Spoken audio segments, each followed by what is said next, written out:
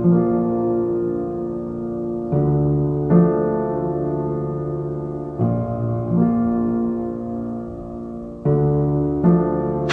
you probably noticed I don't feel about that war the way we were told we were supposed to feel about that war, the way we were ordered and instructed by the United States government to feel about that war. You see, I tell you, my mind doesn't work that way. I got this real moron thing I do. It's called thinking. And I'm not a very good American because I like to form my own opinions. I don't just roll over when I'm told to. Sad to say, most Americans just roll over on command. Not me. I have certain rules I live by. My first rule, I don't believe anything the government tells me. Nothing. Zero. Nope.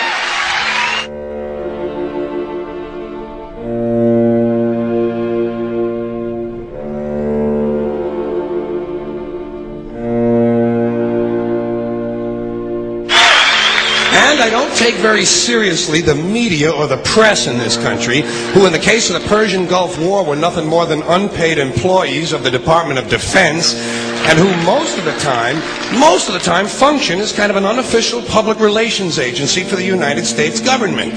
So I don't listen to them. I don't really believe in my country. And I gotta tell you folks, I don't get all choked up about yellow ribbons and American flags.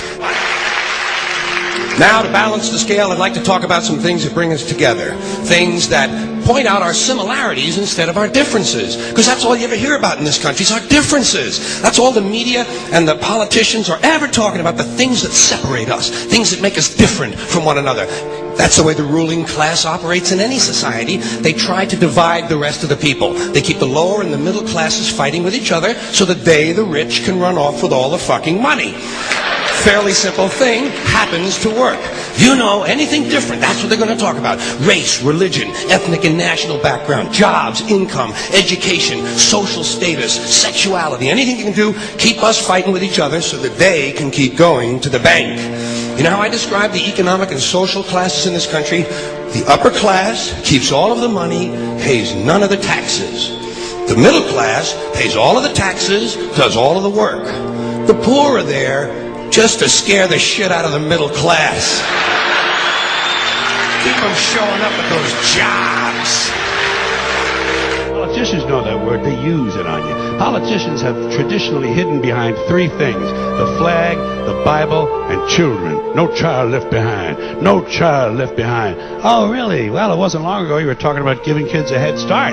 Head start? Left behind? Someone's losing fucking ground here. But there's a reason. There's a reason. There's a reason for this. There's a reason education sucks, and it's the same reason that it will never, ever, ever be fixed. It's never going to get any better. Don't look for it. Be happy with what you got. Because the owners of this country don't want that. I'm talking about the real owners now. The big, the wealthy, the real owners, the big wealthy business interests that control things and make all the important decisions. Forget the politicians. They're irrelevant. The politicians are put there to give you the idea that you have freedom of choice. You don't. You have no choice. You have owners. They own you. They own everything. They own all the important land. They own and control the corporations. They've long since bought and paid for the Senate, the Congress, the state houses, the city halls. They got the judges in their back pockets, and they own all the big all the big media companies. So they control just about all of the news and information you get to hear. They got you by the balls. They spend billions of dollars every year lobbying to get what they want. Well, we know what they want. They want more for themselves and less for everybody else. But I'll tell you what they don't want. They don't want a population of citizens capable of critical thinking. They don't want well-informed, well-educated people capable of critical thinking. They're not interested in that. That doesn't help them. That's against their interest. That's right. You know something? They don't want people who are smart enough to sit around the kitchen table and figure out how badly they're getting fucked by a system that threw them overboard 30 fucking years ago. They don't want that. You know what they want? They want obedient workers. Obedient workers. People who are just smart enough to run the machines and do the paperwork and just dumb enough to passively accept all these increasingly shittier jobs with the lower pay, the longer hours, the reduced benefits, the end of overtime, and the vanishing pension that disappears the minute you go to collect it. And now they're coming for your Social Security money. They want your fucking retirement money. They want it back so they can give it to their criminal friends on Wall Street. And you know something? They'll get it. They'll get it all from you sooner or later because they own this fucking place. It's a big club, and you ain't in it. You and I are not in the big club.